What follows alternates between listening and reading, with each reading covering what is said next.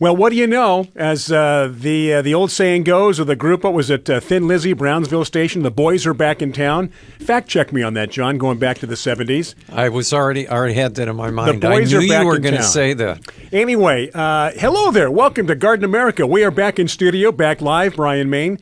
John Begnasco, Tiger Palafox. Tiger's very intent, John. He wants to make sure that we're on, that the audio's working, the video's working. And after 2 weeks of a short little layoff, we are back. You're back from Idaho. Feels good to be back, too. It does. You look fantastic. Prior to you leaving, a little peaked because you had a lot on your mind, right? You know what happened in Idaho that I had forgotten was, trying to think now, the intense spring period. You know how I told you when I lived in Detroit, everything was sold in a 13-week period? Right. In Idaho, we got there, that would have been Memorial Weekend, right? Yes. And the nurseries were stocked to the gills for Mother's Day. And after Mother's Day weekend, half their stock was gone and not replaced. How big are these gills that you refer to? Enough to breathe underwater. I'll tell big enough for that. But yeah, it was neat because my daughter had bought my wife for Mother's Day some clematis, 5 as a matter of fact. Ooh. And which was interesting to get 5 clematis home. Yeah, I was going to say getting those in back. a carry-on duffel bag, which I did pack perfectly until it got to TSA and they had to open it. And unpack it. And I said, they're just plants. I said, you got to be really careful. And you know how fragile clematis stems so are. much. I mean, they just snap, right? Yeah. So anyway, for the most part, they're still alive. You got 5 root balls of Was it a clematis. female TSA agent? Yes, it was. See, I'm thinking they might be a little more gentle. Oh, flowers. Of course. Yeah. Of course, Mr. I Bagnasco. think what happened, I'm not positive, but it looked to me like when they were opening to inspect that they knew they broke one. Mm-hmm. And so they broke them all. No, so they said, oh, we better not try this anymore. Because I had a duffel bag, Tiger, and to get the clematis in there, each one was probably... Are we talking like a 4-inch, a 1 gallon? Quarts. Quarts. Yeah. So like a 4-inch, a little bigger than a 4-inch. Yeah, and a little smaller than a gallon. Got it. So they were all in this duffel bag, and you're looking at 2 to 3 foot stems. Yep. It's all kind of laid in there. And they would have arrived perfectly had they not opened it. Why did they open your bag anyway? Because they were testing for explosives. Yeah. Hey, I've gone through. They just put it through the X-ray, and boom! I'm not boom. On plants? Not Literally, that's what they're checking that's for. that's why they're checking the bag, Brian. I understand, but they have to have some indication that they think there might be something in there. No, they Yeah, don't. and it's the soil. The soil has ammonium nitrate in it, which nitrogen, is fertilizer. Right. Okay. Which is also what Timothy McVeigh used to blow up the Oklahoma building. Yeah. You had nothing to do with that, did you? No. Okay. No. Oh, my goodness. Nothing at all. So anyway, I was just surprised that because living in California now for so many years, you have big sales weekends and you restock immediately. Right. Yeah. But there they sold half out and no restocking because they're getting ready for summer now. Those it's such a short window. cold weather climates, they only have so much to do. It's very intense. Got to get this done. 2 weeks to do that. 6 weeks, Mother's Day. It's going to get cold, going to get hot. And we just kind of like, Well, I mean, and to John's answer too, like with the clematis, they can't plant it late. Right. They have to plant it then. Yeah. Because if they plant it late, it'll die when they plant it. Where if I don't get around to planting that today, I'll do it next month. And it's not that big a deal. Right. I mean, You're talking about my driveway again, right? Where No. all the plants are just sitting there. no, not at They've all. been there for a month. Well, but 6 weeks. I mean, and that's the trouble with us. And even when it's funny because I have this conversation with so many people when it's like, even when it's, the middle of August, they want to do Dog days of gardening. summer. They want to garden. And I'm like, if you can wait another month or two, it'd probably be nice. And they're like, no, we'll just get it done now. I'm like, all right. Yeah, let's. You know what's shocking to me with all of this though? I was in Rancho Santa Fe last week, Yeah. They are completely resodding the golf course. Okay, like the entire golf Really? course up there. I don't know which specific golf course this is, but it's in the Rancho Santa Fe gated community. Why would you resod in June? And I'm not talking they're done. Like they still have a long ways to go. So meaning they're going to be resodding this course all the way. You said this was where? Rancho Santa Fe. Oh, well. And so they're resodding now. Yeah, well, yeah. But I mean, they're going to be doing it June. It's going to go into July. It might go into September. To lay down sod at that time of year is got to be such a challenge. But like John said, it is Rancho Santa Fe, so money is no option. They can treat their lawns as an annual. Would you rather do that, or would you rather tar a roof in August? Oh, goodness. I was excited because in Southern California, we cannot grow peonies, right? Doesn't get cold enough. But I had sent some to my daughter for, I believe, her birthday a couple years ago. And anyway, she'd put them in her garden. They were in full bloom. They were just unbelievable. She's going to be your gardener in a different region for you. You're just going to send her. You're just going to send her plants and say, "Please plant this for me." Actually, let me know how that's pretty close, how it does. Tiger. That's what I was doing. She did. I think she sent a picture for the newsletter of the bouquet of peonies that she had cut. So it was kind of exciting to see those. Peonies are so beautiful. They really are. They're spectacular. I assume now.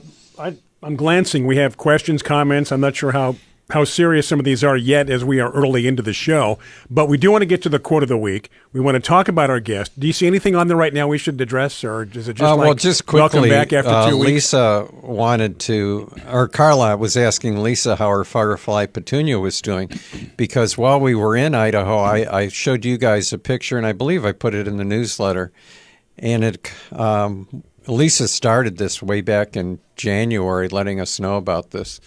And so I saw a display of firefly petunias.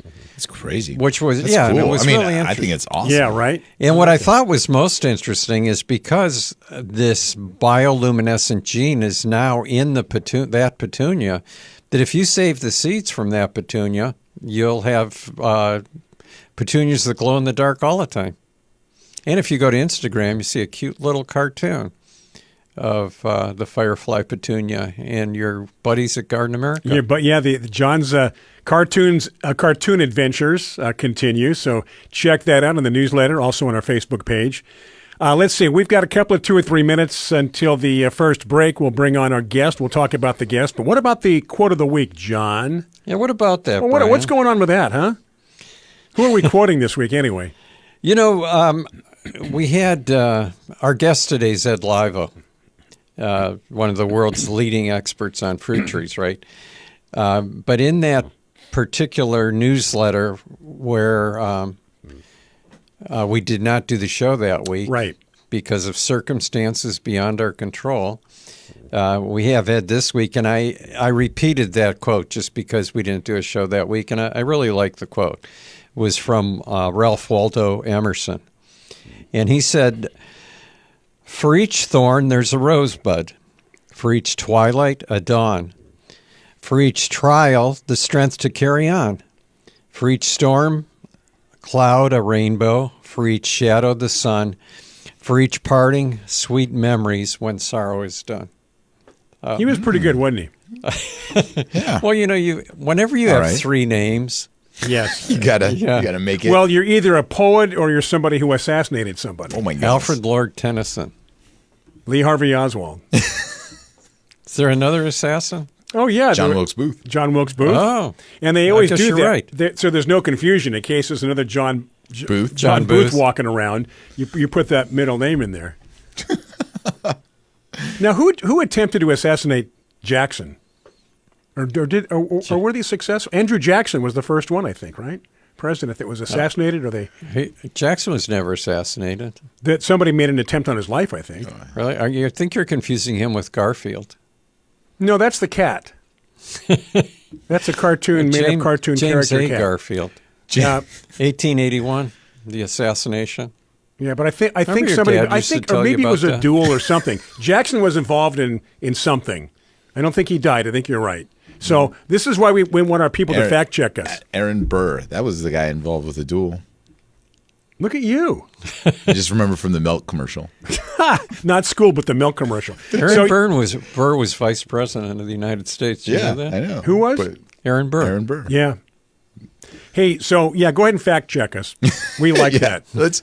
Can we talk about who we're going to have on? Oh, we did talk Jackson about Ed always Laivo. carried He a led into it. pistol. He had Yes, he was in a duel, I think. Was he? I think so. I think he was in a duel. We have to take a break. Oh, all right. We have to talk about Maybe Ed gardening. knows. Maybe Ed horticulture. knows. Maybe Ed knows. We're going to take a break, come back with our guest, Ed Laivo. Get your questions, comments ready. Boy, talk about fruits. Fruits and nuts. Here we go. Mostly fruits here. As Garden America continues, we are back. I'm Brian Main. John Bagnasco, Tiger Palafox. We have a break coming up for our good friends on Biz Talk Radio. Do stay with us. For those on Facebook Live watching us, that was a long break, and you saw us kind of running around, scattered here, looking at this, checking that out. Tiger came over. He was pointing at things. By the way, before you go any further, we've got 3 or 4 people commenting about how much they're looking forward to hearing Ed Laivo. Yeah, and see, that's the We're working on it. We're working on it. We got a phone. We were out for 2 weeks, and this is what happens. Obviously, during that time, one of the engineers or somebody was in here, and they were what I call futzing around, obviously doing something they thought that what they were doing was correct, and inadvertently have done something to the phone line. We cannot call out, and nobody can call in. When you used to sleep in the studio, that never happened. Never happened. Back in the good old days. So the bottom line is we can't call out, they can't call in. We're going to see what we can do. But rest assured, that doesn't mean that Ed Laivo is off the hook, because at some point we will have Ed Laivo. Well, I guess if we can't get him on the phone today, you can have the phone fixed during the week, right? Well, I'm going to call one of the engineers and very nicely explain what happened. And in the meantime, here's the good news. That means that for three separate times, you'll have Ed Laivo's picture in the newsletter. There you go. Exactly. You just keep going. You got to keep teasing. You got to look just at the keep bright teasing side. everybody. Where does Ed live? By the way, where does he live? I mean, he always is doing work up by Burchell's and all those places, which is in the valley. So. I don't think he works for Burchell's. No, but I'm saying he's always doing work. I think Ed used to be in, for some reason, Mountain View is sticking in my memory. Well, if we can ever get him on the air, we'll find out. I want to get him in studio. Is what I'm leaning toward. Well, if we get him in studio, we don't have to worry about this. But I'll find out. Steve is a good friend of mine. He's one of the engineers, and I'll say, Steve, something wrong with the phone. Can't call out, can't call in. Yeah. So anyway. But here's the good news. Yeah. We are back. We got plenty to talk about. Yeah, there's a lot happening right now, and this is a weird summer for us so far. We were talking when we came in about the weather last week in Southern California. Let's explain how far you are to Tiger and I. What is he, 20 miles away? Yeah. It's a 45-minute drive, so probably 20 miles. It's an hour. Yeah. Hour drive. So on Thursday, you told Tiger and I, thunderstorms, hail, one of the worst thunderstorms in the history of mankind. It was dramatic. It was biblical. I've been in California for 50 years, and it was the biggest thunderstorm I've ever seen. So go 20 miles south, and Tiger and I are like, what are you talking about? It drizzled a little bit. Well, the view from my backyard, So it was cool. like watching a light show. Seeing so cool, but the thunder was unbelievably loud. That's what surprised me. I think I told you the last earthquake we had that the sound was like a semi drove into my house. Yeah, and then the whole house shook. The sounds of the thunder were that loud. So let me ask you a question, as somebody who's from Detroit, because back in the late '60s. I would attend summer camp in Toronto, Montreal, back east. It's summertime. Right. And I recall listening to the loudest thunder I'd ever heard in my life. It sounded like a bomb went off. Yeah. So for you to compare that to the thunderstorms in Detroit. It was equal. It was that loud. Wow. And we had almost an inch of rain and hail on top of it. Like I told Tiger, I looked outside, it was like, did it rain or was that the sprinklers? Yeah. The good thing was that it was easy. It's kind of bringing up a sore subject when you mention the sprinklers. So my wife goes, "Why do we have the sprinklers on when it's raining?" John's like, because I don't know how to turn them I off. can't turn those off. Well, let me ask Tiger this. I don't think this might not be a good idea. Couldn't you have a sprinkler system that would detect water or rain coming from something other than the sprinklers and just not come on? Like a sensor? Yeah, there's multiple ways to do that. Number one is you can get sprinkler systems that connect to your internet or Wi-Fi, and they rely on weather data and where your zip code primarily is. And if you got rain, well, the issue with that is kind of like what we're just talking about, that you could be in the same zip code and you could not get rain, and other parts of the zip code could get rain. But can it sense if it's actually raining itself? That's what I'm asking. Yeah, then they have sensors that you could put connected to sprinkler systems that it's really actually simple. They have these almost like cardboard discs in them. And when they get wet, these discs expand, which tell the sensor to turn off the irrigation system. Okay, yeah. The problem with that is that even they will come on when it's raining, because that sensor has to get wet enough to turn off the system. Yeah, so it's more responsive than proactive. And then the other issue with that is that it won't turn back on until those discs dry out completely. And so sometimes they'll stay off for too long for a yard because the disc stays wet, but the yard dries out. So there's all kinds of little things. I think, yes, there are ways to help people that want a very, it takes care of it, but it doesn't still surpass the best person is to just get out there and turn off your system. Now, John, when you had a VCR, was it still flashing midnight all those years? That's the earliest recollection when digital. I thought it was supposed to do that. When digital was coming into play here with everything we have in the VCRs, and you set your clock, it's all digital, and people didn't know how to do it. It just kept flashing midnight. Well, it was so difficult because they didn't have a button for the clock, right? It was like you had to press the play button and hold it while you push the reverse and then the forward to get it to go fast forward or reverse. And then they made each one different. So like this brand, you did it this way. This other brand, you did it the other way. It's interesting you say that. We have timers in the house, but not the digital timer that I like, where you actually see like, oh, it's 10:45. I want this to go on at 11 o'clock. We've got the little dial clicky ones. Like a kitchen timer? No, it's like, because Dana knows how to use these and I don't. It's got all these numbers and stuff on there, and you click it, click to go on at a certain time, and then click to go off at a certain time. Then you have to set the time. But it's not digital in terms of lighting up LED. It's just like what do you have? You the match up the for? numbers. The fish tank, the living room light to go off at 10 o'clock. Oh, those ones. So it's like it plugs into the outlet. Yes. And then you set that. Yes. Yes, we use those a lot for lighting systems in landscapes. Just a click. The click. Yep. And then you pull out you pull out parts to make it turn on and push in parts to make it turn off. Now, to me, it's like I might as well be looking at a puzzle that's all white. And somebody asked me to put it together. I'm like, I have no idea. Dana loves it. She goes, I don't like the digital ones where you actually see the numbers. This is easier for me. Yeah. I'm like, well, go for it. Yeah. No, and that's what we use a lot for like lighting systems, because then we can program. You could actually program with that to turn on and off multiple times, meaning So it's probably more efficient in a lot of ways. Yeah, right? for people, they will be like, okay, I want my lighting to turn on at 6 p.m., but I want it to turn off at 10 p.m. because I don't want it to stay on all night. But the next morning, when I wake up at 5, it'd be nice if it came on again and was off. That's exactly 7. what we do to the aquarium. Yeah, comes on at 5 a.m., goes off at 9 a.m., comes on at 5 p.m., goes off at 9 p.m. Yeah. Hey, it's break time, already? Boys and girls, ladies and gentlemen. Any questions, John? It's kind of an open. I was going to say open phones. We don't do that anymore. Open discussion, open conversation. By the way, Veronica in Spring Valley said that the thunderstorm there was amazing too. The loud thunder. So that's Spring Valley. It's closer to you guys. Really, but more inland. We're going to take a quick break for our friends on Biz Talk Radio. Thank you for tuning in. This is Garden America. Stay with us. We are back on the air. Garden America, Biz Talk Radio, Facebook Live. I got the eye roll from John a minute ago. Very uncomfortable, that eye roll. because it can be interpreted in so many different ways. In fact, I do love the eye roll. I use it at home. I thought the B-roll was your favorite.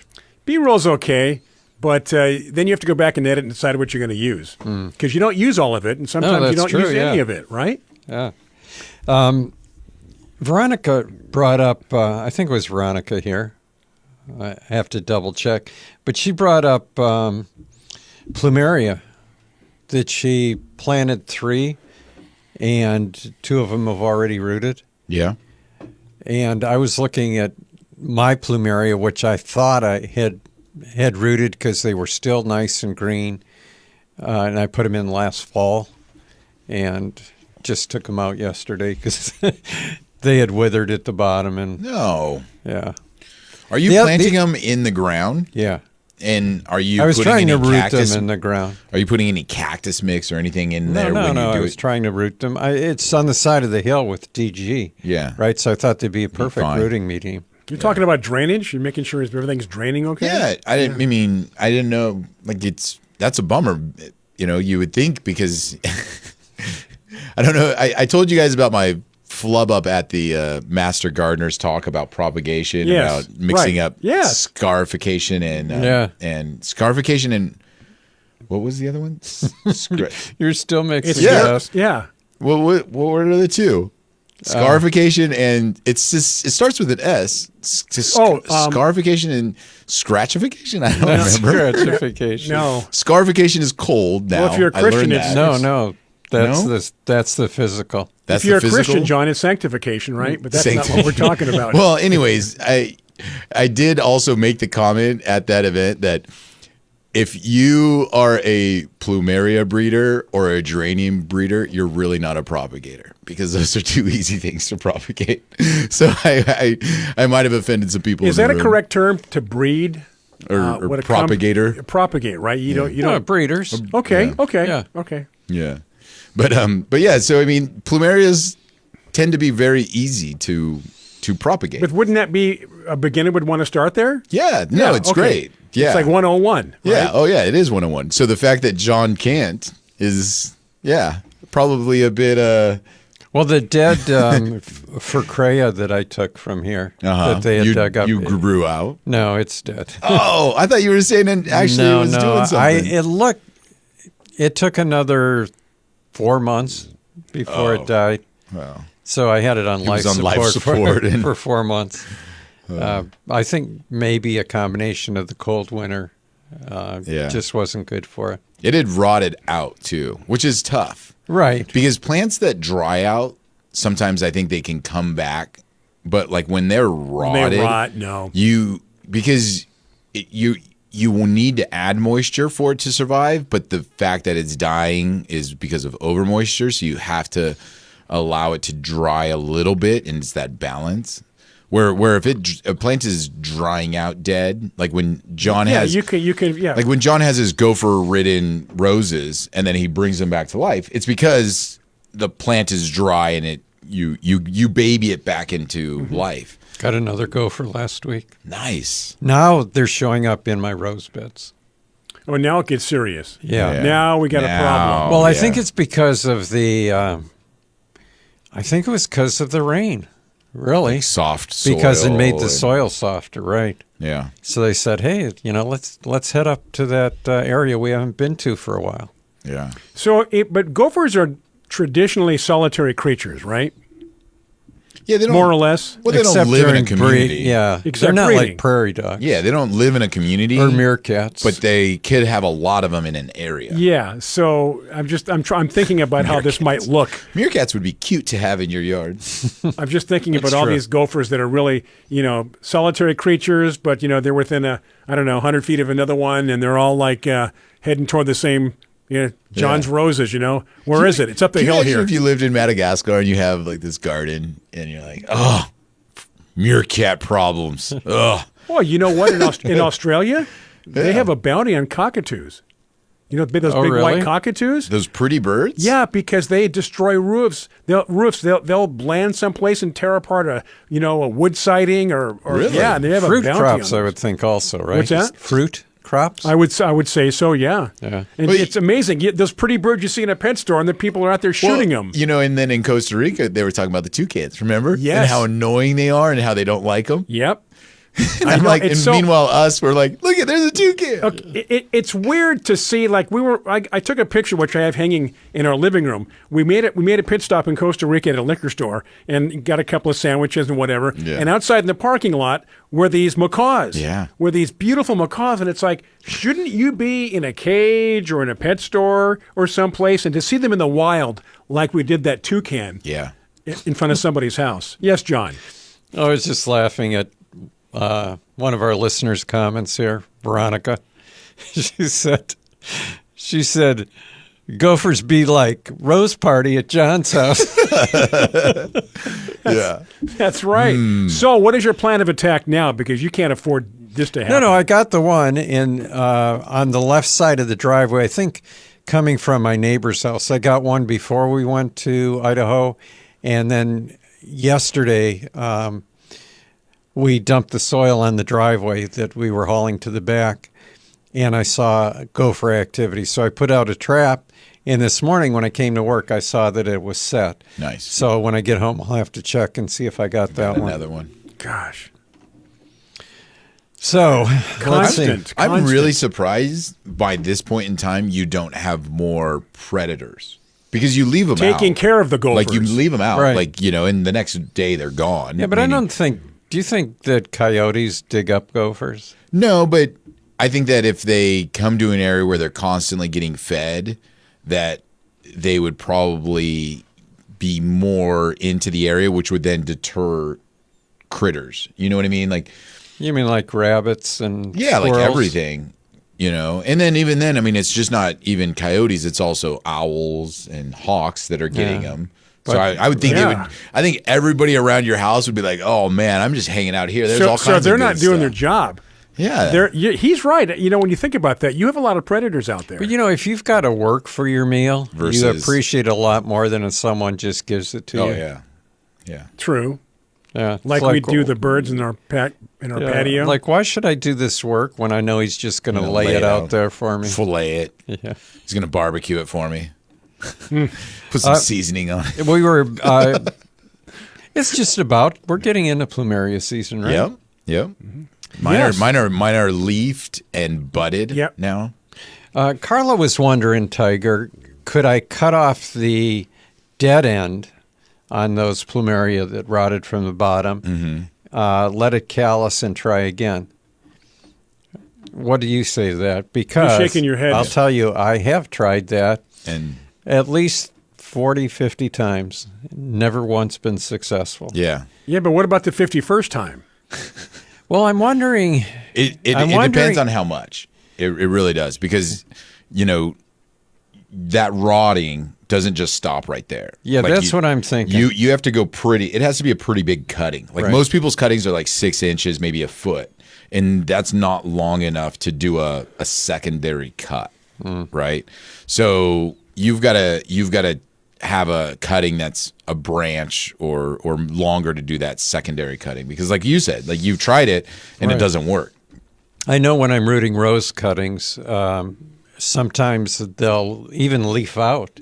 And I've even had occasionally the cutting leaf out bloom, And then die. and then I pull it up and it's dead at the bottom. Yeah. You know, it's black. Yeah. And it just withers and dies. And I have tried those, cutting off the top again and rerooting it, and never been successful. No, but I will Ever. say that if you have a branch, then at that point in time, you'll probably be much more successful. I'm not like with rose cuttings, but with plumeria, some people try to do a cutting where there's a branch section. Right. And if you can do it at that point, then you'll be way more successful.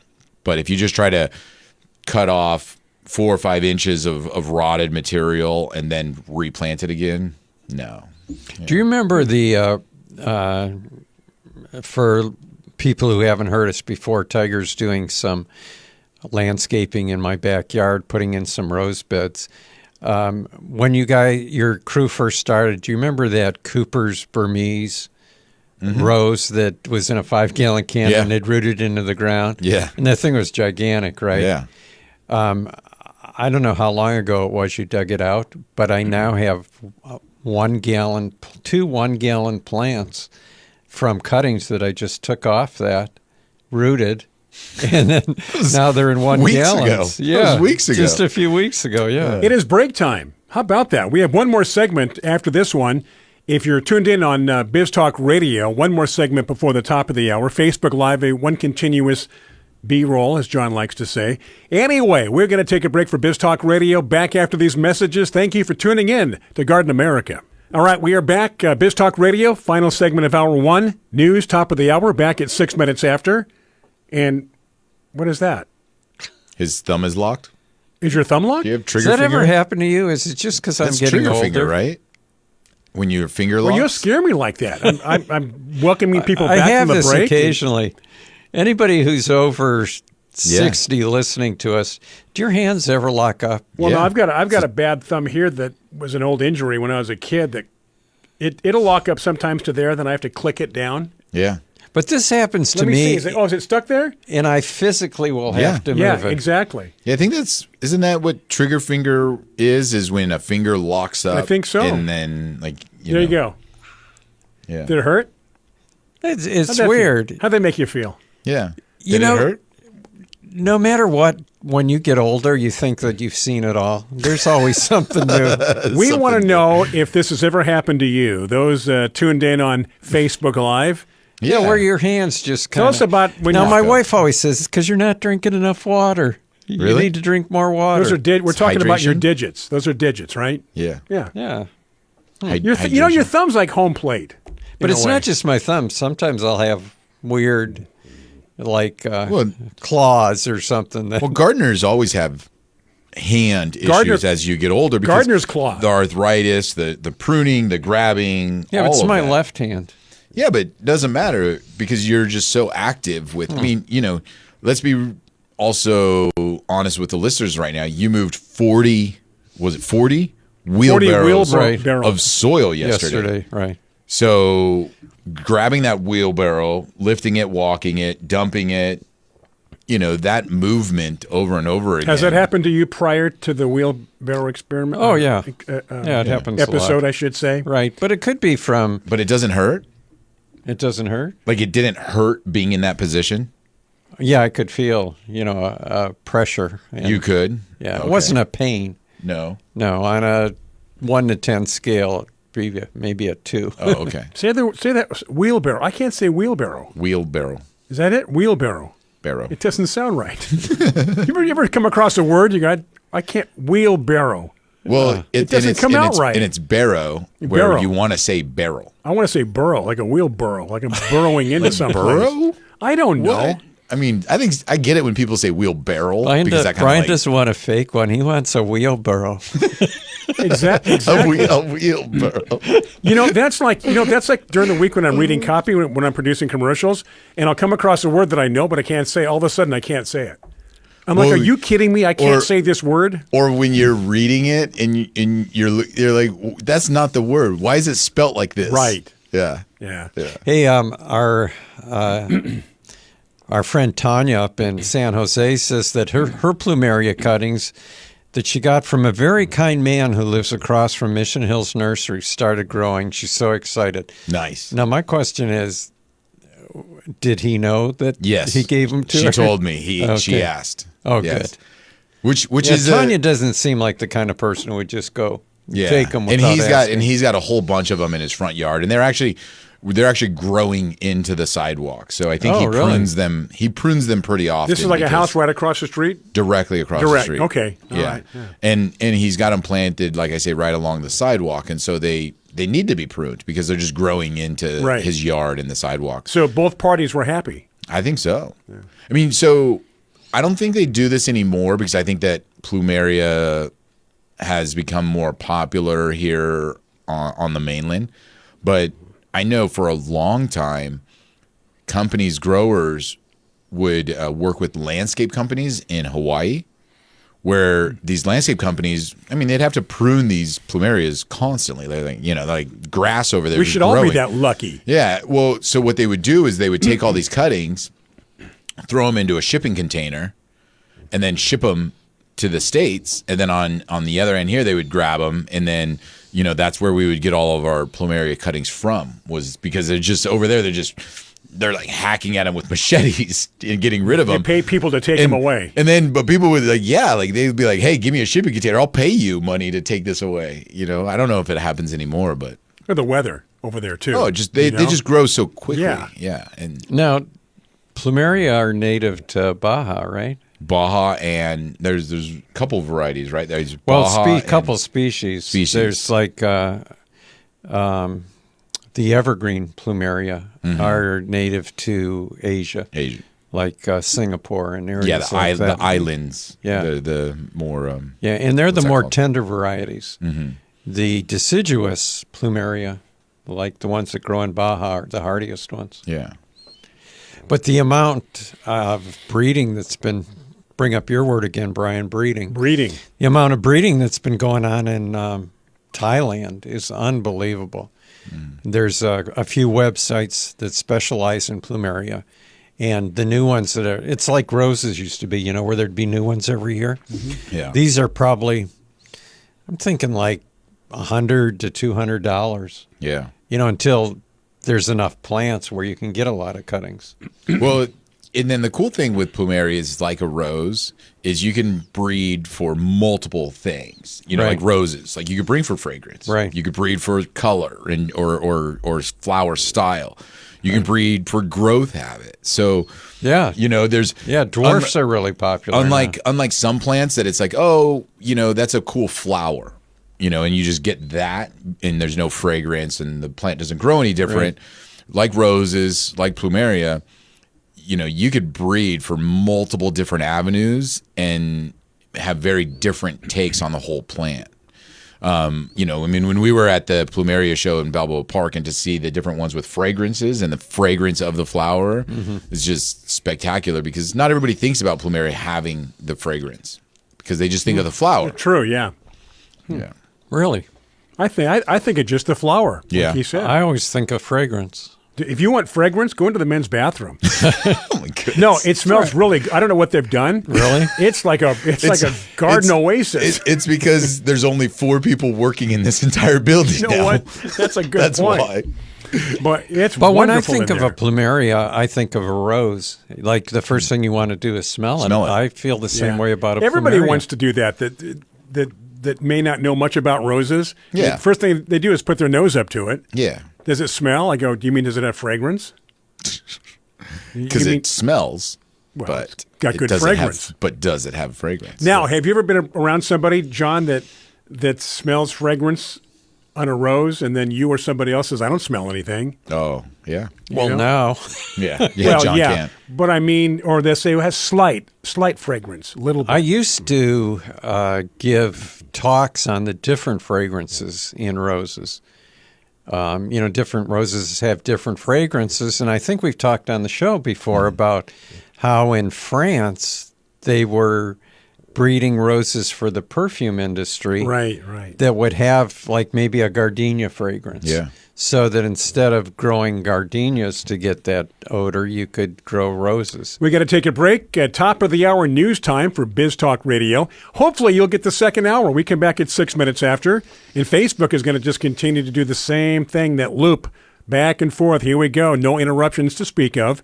No times to worry about, so on and so forth in terms of news. So do stay with us. Back after news and these messages. Well, hey, how about that? Biz Talk Radio. If you're just joining us, welcome. Those that have been with us since hour number 1, thank you for spilling over into hour number 2. Facebook Live going strong. The boys are back in town. It is a Facebook Live, Biz Talk Radio, Garden America. John Bagnasco, Tiger Palafox, Brian Main. We are back with you. John is monitoring our comments and our questions and doing a heck of a job after being off for 2 weeks. I think we have enough people online to open up a trigger finger support group. We got some reactions. Huh? Oh, a lot, yeah. Carla says she feels strangely comforted. She thought she was the only person. How about that, huh? But lots of people out there, and a couple people said, yeah, it's called trigger finger. Yeah. And it just tightens up and you can't move it, right? Yeah. It's not always the thumb area, though. Well, no, it could it's be any just digit. really weird shapes. Yeah. I think it's kind of fun, actually, because Yeah. I always show them to my wife so that I can hear her say, you need to Drink more water. What about? Did she just say spray Windex on And it? what's weird is I brought a bottle of water today and it locked up. So there. I'm not sure that's true. You kind of enjoy it, like back in the Yeah, 70s. it's kind of fun. Back in the 70s, we'd sniff gasoline. We That's enjoyed different. that. That is so different. That's Yeah, not. but you that's should- not that at all. Yeah, well, no, but what I'm saying is he's enjoying what should be like uncomfortable, and smelling gasoline shouldn't be pleasant. That's the analogy. Since we're talking about my wife, Shannon, when we were first married, she would love to visit my parents' house because to get into the house, no one ever used the front door, you used the side door, and that you had to go into the garage. That sounds real sneaky. What's going on? That's just the way the house was set up. Okay. But you go into the garage, and she loved the smell of gasoline. See? Yeah. She just, So I guess there's people out there who really like that Even smell. better when it's in an enclosed area, like Shannon was in the garage and not just at the pump. In 92 octane is so much better than 89. Well, back in the day, the good stuff was called ethyl, right? You had ethyl and regular. You don't remember ethyl? Ethyl was the I good remember stuff. Lucy and Ethel. No, come on. Ethyl was the good gas. Now you have, what do you have? Leaded, unleaded, and what? No, you don't have leaded anymore. No, that doesn't no. exist. No, what I'm it's saying- only unleaded. what I'm saying and it's is- different grades. I know, but what I'm saying is back in the day when you had ethyl, there was, I guess, leaded gasoline was a choice too. Yeah, probably because now Well, we all only have gasoline unleaded. was leaded. Yeah. Right, but I'm trying to think of like the premium I think gas. it's Like called- you isn't it pay just more for called what? premium? What do you pay more for today? What's the most expensive gas? Premium. Premium. But it's octane. It's what is it? 87, High octane. 89, 91 or something like that. Right. But Which I think's a scam. Yeah, I think so too. oh, yeah, exactly. So just like ethyl. Yeah, give me the good stuff. Yeah, for 10 cents more, you bet we'll put the good stuff in your car. Yeah. So, so we're talking about all these smells and things. I really do feel my daughter has, which by the way, she graduated middle school yesterday. I have a high schooler now. Congratulations. Yeah. 10th grade? Tasia is in the 9th grade. Did you say 10th? Well, you said she graduated middle school. Correct. So now she goes into 9th grade. See, when we went to school, it was 1st to 6th, elementary. Yeah. Then junior high was 7th to 9th, and then high school 10 to 12. Oh, really? Yep. Oh. Was that for you too, John? No, high Because school was 10, 11, 12. Yeah. Oh. And then 7, 8, 9 right was middle junior school. high. Junior high. Okay. And I think they call junior high middle school now. Yeah. Which is why I got thrown off when you said Right. that. Yeah. Well, we So- did the same thing when we were in Idaho. We took my granddaughter out to celebrate her going into 7th grade. Yeah. Yeah. So, but I think she has more receptors for taste and smell. She's a very, she knows exactly what's in a meal, and she can pick up. Those are called super tasters. Yeah, like I really Yeah. do think she is, and it's Yeah. amazing. And Maybe she could be a wine yeah, aficionado, what's that called? right? Sommelier, sommelier, a somm. Well, John, you're a wine drinker. Yeah. But All tastes the same to me, what's yeah. funny is that we have an employee, and his wife is an artist, and she's a Mission Hills artist, and it's actually proven she has more receptacles in her eyes that allow her to see more colors than in the average eye. So when she sees something, she can pick up the different colors better than what we can. Mm-hmm. Which is it's funny because we all think we're seeing the same thing. Like, right, you go through your life thinking, Right. I'm looking at you, Brian. I see a red, a gray, and a red, and a gray, and the wall's white. Well, your eye could be seeing a completely different color than me. And when we talk about like breeding of roses and Right. these other things, it's really neat to see what people create from what they see, because it's Well, yeah. Then you can get into the various artists that Yeah. paint pictures, and they have different styles. Why Like did the psychedelic artists. You Why did always Picasso- wonder, why did is that Picasso- what you're really saying? Why did Picasso put an eye just indiscriminately wherever he wanted to in a picture? I was never a big fan of Cubism. oh yeah. And I always thought that was because somebody didn't really have any talent, so they just made something up. But then I saw some impressionist work that Picasso had done, and he really was a good artist. Yeah. So here we go. This gets back to philosophy in college. Was it Descartes who was the? I think therefore I am. Right. That was René Descartes. Rene Descartes. So that was the philosophy class. And his whole thing was kind of what you said. If you and I drink a 7-Up, same, 7-Up, here's a 7-Up, do we taste the same thing? Right. Does it taste the same to me as it does to you, or is it different? Yeah. Does the stop sign look the same? We used to have, do you remember the party trick when you were younger where you would get blindfolded and then have to tell the difference between Coke, 7-Up, and ginger ale? Yeah. And they all tasted the same. No. Ginger No, ale? I could taste the difference. Yeah. I can taste the difference between Coke and Pepsi. Pepsi to me has a little sweeter taste. Yeah, to me. I don't like Pepsi. And Coke is a little more carbonated and less I was so sugary. bummed out when I was a young kid because that's when Coke and Pepsi were having their battle, That right? was And in the 80s, right? Yeah, and everywhere you went, it was like Coke or Pepsi, and they would have these taste tests, and if you got it right, you got like a Pepsi hat or T-shirt or something like that, right? And I didn't get it right, and I was like so bummed.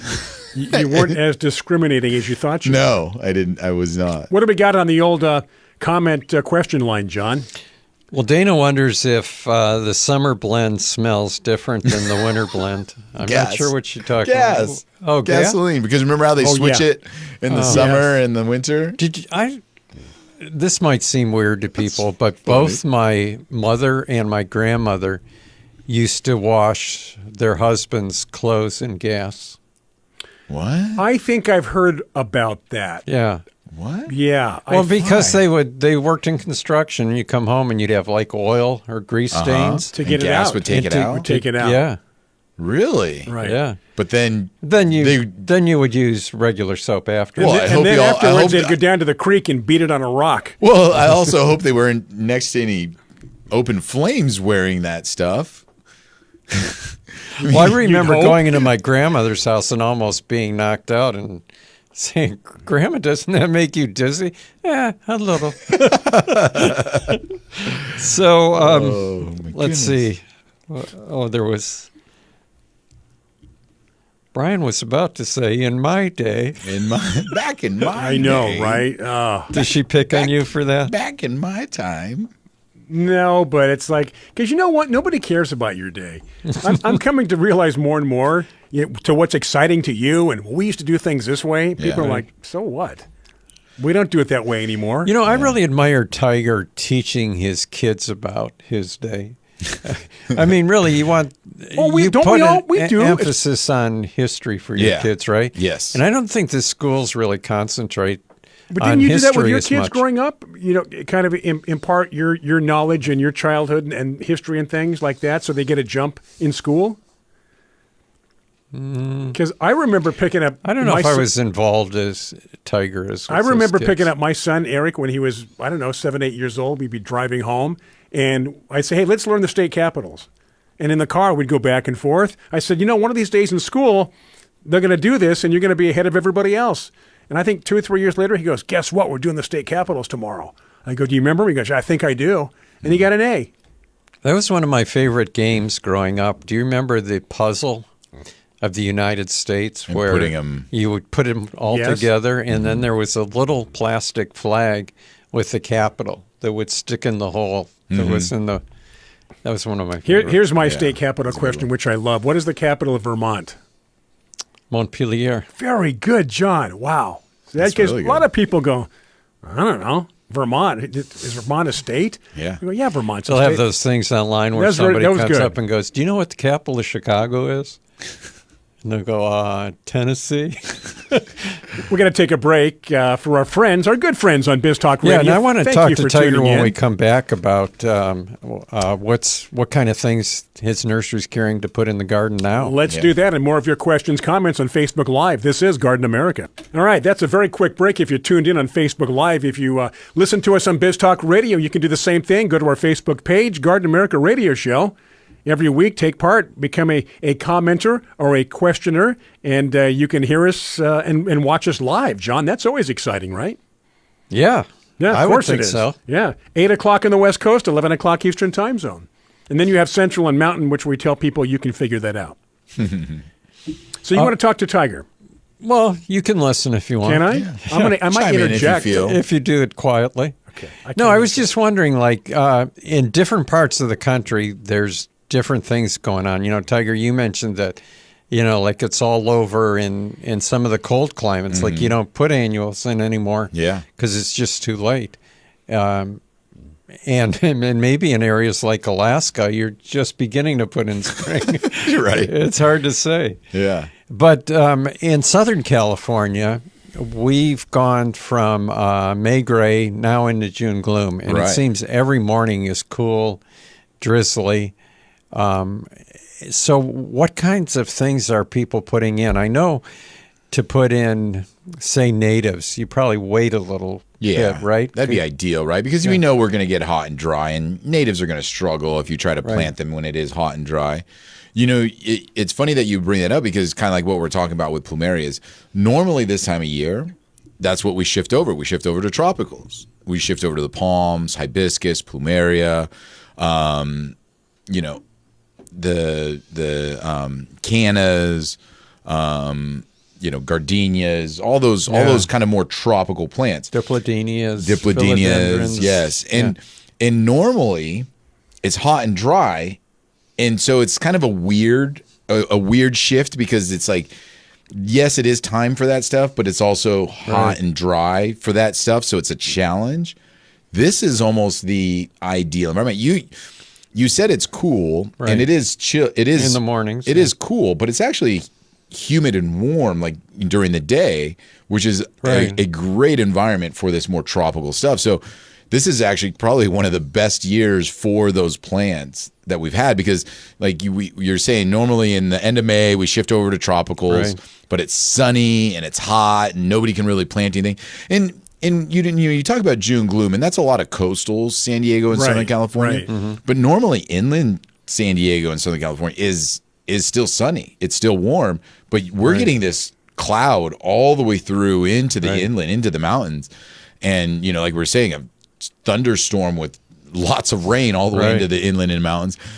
That this is a great year for tropical plants. I think people are going to be real happy with their hibiscus this year, plumeria, palms and stuff like that because it isn't as hot and dry as it normally is by this time. So if you're looking to go to the garden center and you're looking for something, that's what you're going to kind of find. Bananas are also Well, by hitting the planting market. now, and by the time it does get hot, they've already established, right? Yeah, And that's what you want, that establishment. So when it does get hot, they're not affected as much. Well, what Tiger's saying is you've got the humidity and at least the morning cloud cover. Even if you're inland and it burns off later, you've had that humidity from the cloud cover that helps the plants take off. Yeah, and so I mean, it's a funky year because this weather is lasting a lot longer than it normally would. But for the summer plants, they're gonna love it. And then we talked about natives. When you look at our native hillsides, they definitely are not as dry as they normally are this time of year, where everything turns into a big tumbleweed on the mountain slopes. I mean, you have this beautiful vista over a valley, and normally this time of year it's all brown and. You might get a splash of color here and there, but now it's still looking good. Yeah. So what about in the vegetable garden? And the reason I ask is that I'm putting in a vegetable garden finally. Yeah. I didn't have room before, so now we've got. What are you planting? What are your favorites? That's my question. What should I plant? John is terrible about this, I know, but we should try to document the vegetable garden because I'm really interested to see what happens in John's vegetable garden because. It's open to the elements. So, we talked about it. You got a lot of critters. You have a lot of predators. You have a lot of birds. So what are you going to grow? And then how is that going to be affected down the road? Planting right now, we're in June. I mean, it's borderline too late for a pumpkin, right? Shouldn't that have been done more like May? Right. I don't know if I have room for pumpkins. Well, anyway. no, but I mean, to talk about our first level of summer planting. So what you're saying, if you're talking about things that might be a little bit too late, definitely pumpkins. Unless you wanted to grow, say, pie pumpkins or sugar pumpkins. What about squash? Well, that's what The next thing I was Yes. going to say, winter squash. Maybe Yeah. some of the winter squash that take longer. That take longer. You're borderline. Yeah. It depends where you are, like you're saying. But still plenty of time, I would think, for beans. Yeah. Still time for tomatoes, right? Yes. Cherry tomatoes, definitely. Some of the bigger tomatoes, you might struggle with the heat as it gets hotter into the, time of the year. but Peppers? peppers, I mean, go for it, right? I mean, they're great bushes in general, just to have. And they'll go for us all the way through into the winter. Yeah, if it doesn't get too cold. Yeah. I'm thinking, because now we have limited space, and my wife pointed this out, and I think she makes a good point, is I only want to plant what I'm going to eat. Yes. Well, yeah, absolutely. Because Yeah. one year I had the best turnip crop you've ever seen. It's like, we don't eat turnips. And we threw them away, but you could have taken them to the fair. They look so good. Some beets and radishes. Yeah, radish. What about radishes? You can get a radish in 2 weeks. Are you a radish eater? Love radish. I love radishes too. And then John likes his little recipe about putting oil. What do you put on it? Olive oil and salt. On Yeah. salt. Olive oil Yeah. and salt. Yeah. And it's then- amazing that kids will eat that. Well, and the cool thing about you growing it is you get the ones you want, and you can get the varieties that you can't Right, find. right. I mean, like John said, beans. That's great. Grow beans. But grow a variety that you're not going to find at the grocery store. Right. Romano beans. Because that's why you want to grow them. Otherwise, you might as well go to the grocery store. If you're just looking for green beans, go to the grocery store, get green beans. Romano beans and boiled potatoes cut up, mixed together, and with, again, salt and olive oil is just amazing. Boiled potatoes. Yeah, boiled potatoes, With the how you cut Romano 'em up. beans. Boiled Romano beans. You're right. And mix then the two together. And then Then salt and olive oil. It's Yeah. delicious. And I say Romano beans because Romano beans have, to me, a little meatier texture than snap beans. Yeah. And then still time for summer squash, though, right? Yeah. Like zucchinis. Yeah. And I mean, like, Brian mentioned the radishes, and then herbs are always able to be planted, this time of year. You got to be careful with some of the stuff that bolts, like the cilantro and basil. But I mean, if you're looking to have some parsley, oregano, chives, things like that. It is break time. We have 2 more segments coming up. Next segment's a long segment. Stretch it out. Long. Time for lots of things to happen here. So do stay with us, obviously, here in Garden America. Brian Main, John Begnasco, Tiger Palafox. A break for Biz Talk Radio. All right, got to make sure we push the right buttons. We are back from that break. And what to plant, what not to plant, what's too late, what might work. Hey, just wanted to comment quickly, went back to when we were talking about how loud the thunder was at my house during that storm. Right. Paula mentions that her dogs were terrified. Oh. And Paula lives in Fallbrook also. So it was loud enough to scare the dogs.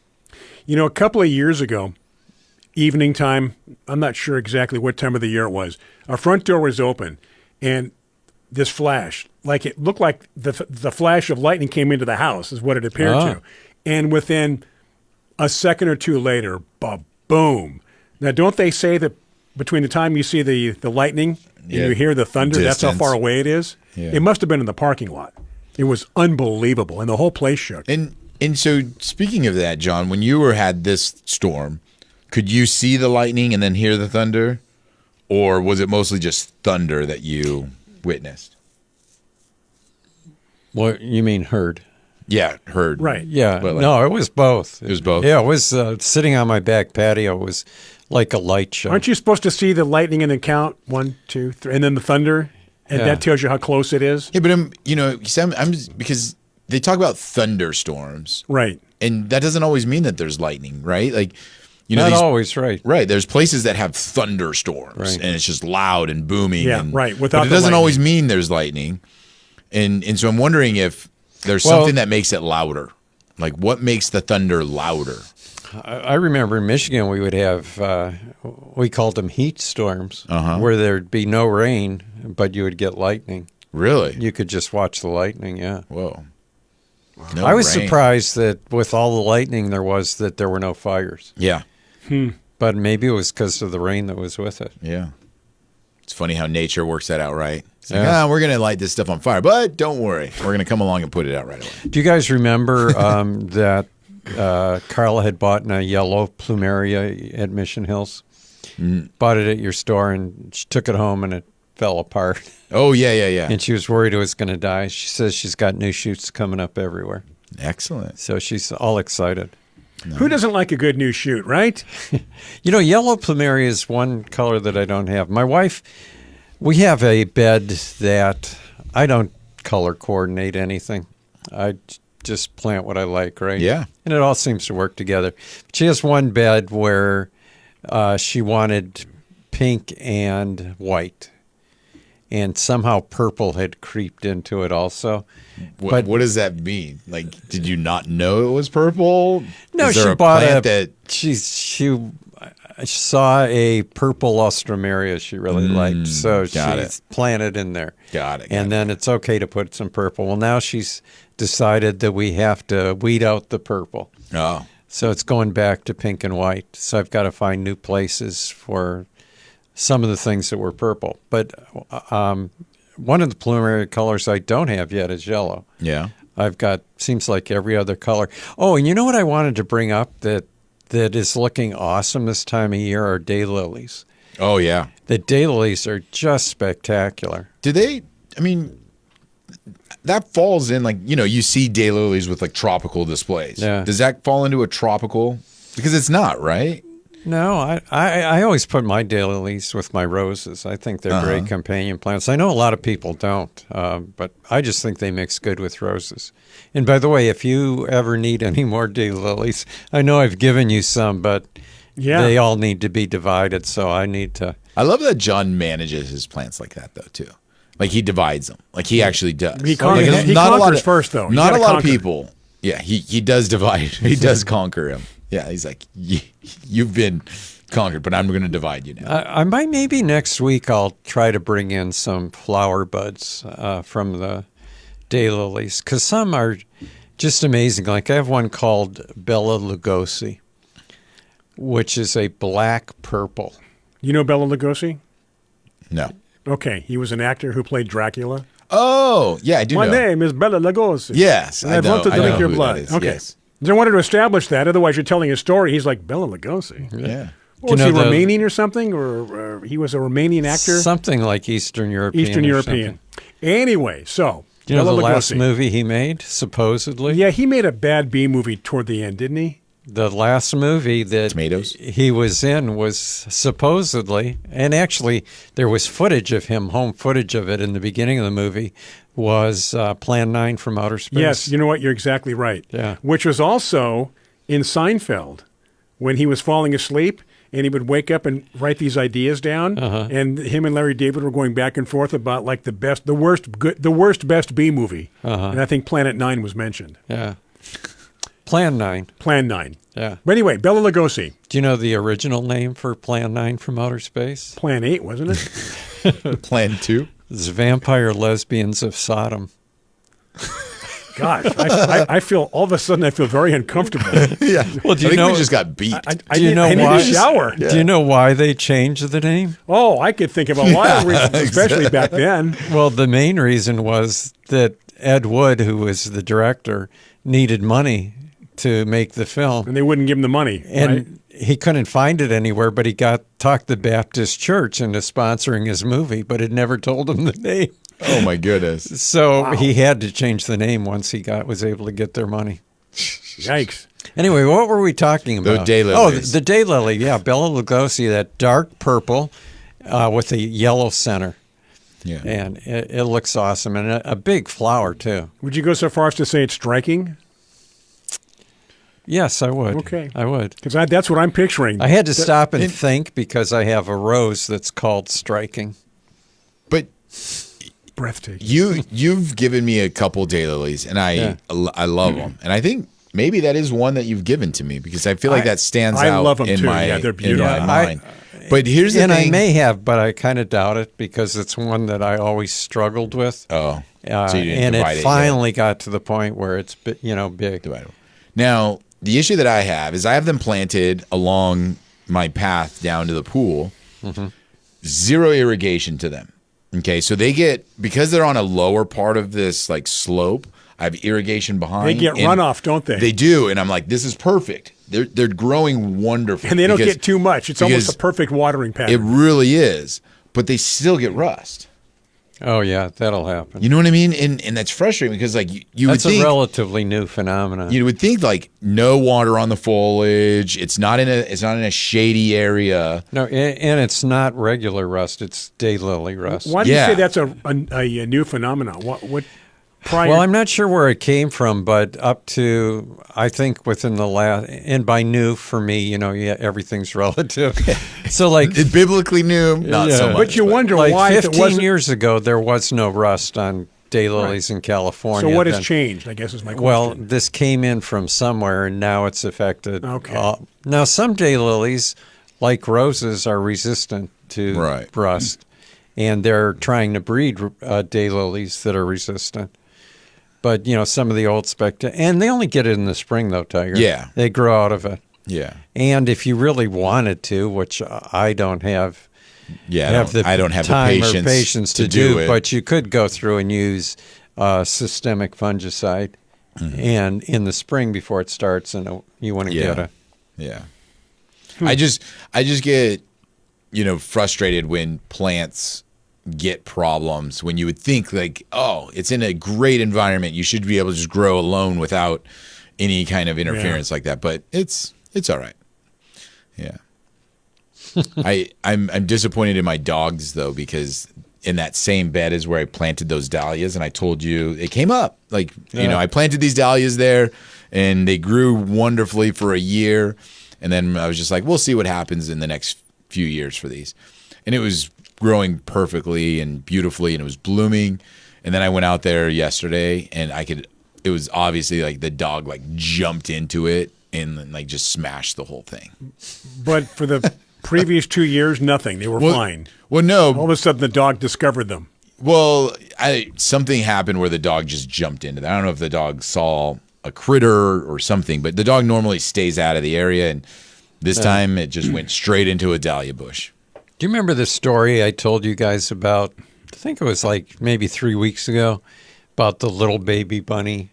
Oh, yes. About you you're- found in the and driveway You had a by your dilemma what to car. do with the baby bunny. Right. It was the And- moral dilemma. Right, and I just left it. Yeah.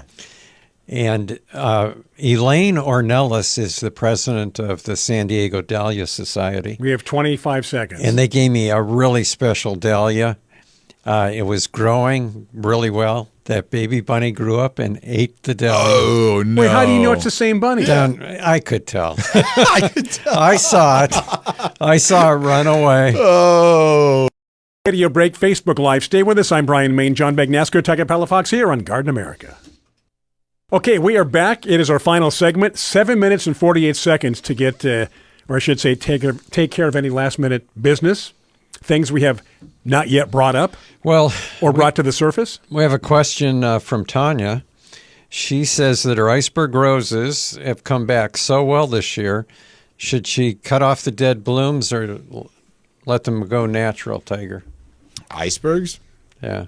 A lot of people don't Do anything. do anything to icebergs, and they just Yeah. keep reblooming. Most But- of the iceberg is under the water, too. There's very little is on top. just right. So I would just say that you don't have to do anything with an iceberg, but if you do clip off the buds, you are going to get more blooms. And the plant looks better. Yeah. So I don't do anything to my roses. I don't do anything to a lot of my plants. And I probably, if I had an iceberg, I probably wouldn't touch it. Right. But I will also say that if you do trim it, it looks better. Now, is that a pattern that you fall into if you own a nursery? Yes. I don't need to take care of it. I'll just Yes. put in a new one if it dies. Exactly. Exactly. Yeah.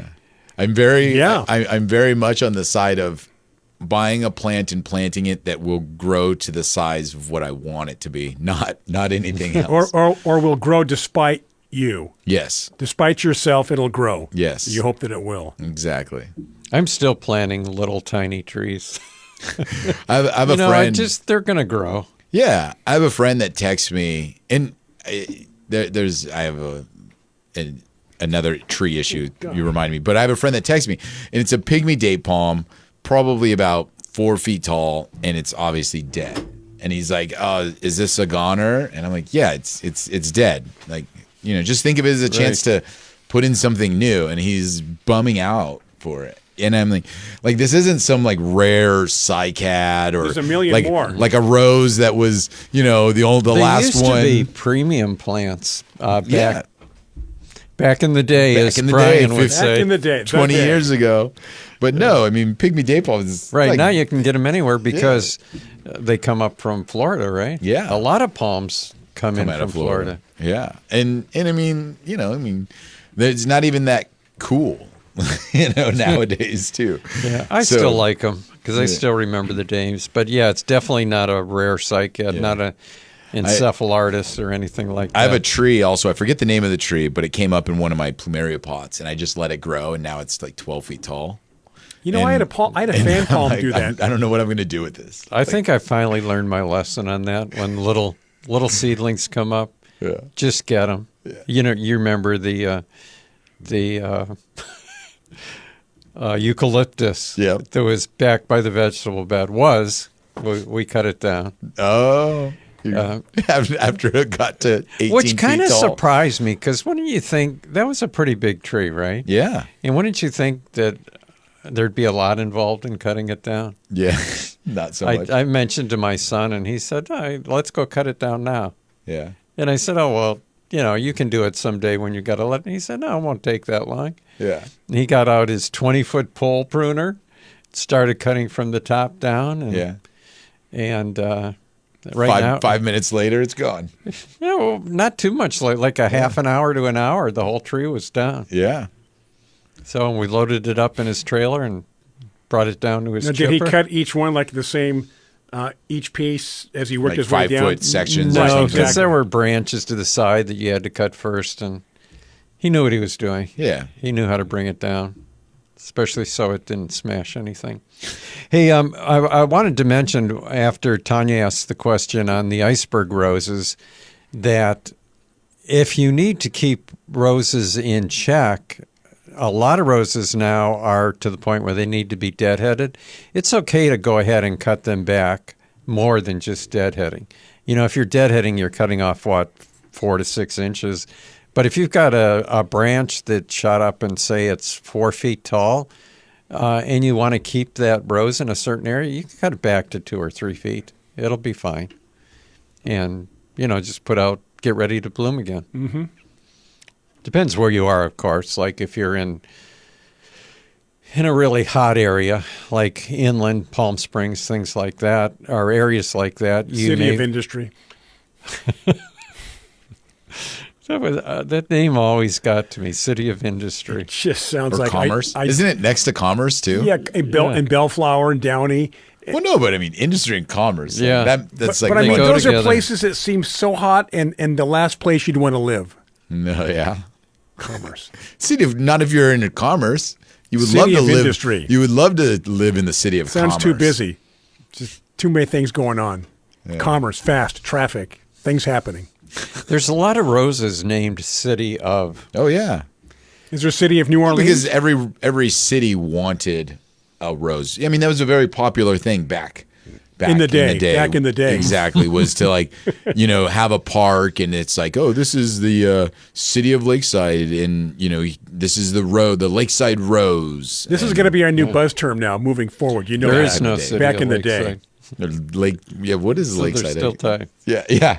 Back in the day. Yeah. How about City of New Orleans, which is also a song, obviously. I'm wondering if there's a rose. That's a train. Oh, there's got to be a New Orleans rose. Isn't that a train? Yeah, but it's a song, Arlo Guthrie. You know what would be made it really famous. cool for a New Orleans rose is to have it be purple with yellow and like maybe some orange or something thrown into it. Like the what was the one we were just saying, sentimental? How it has that splotch.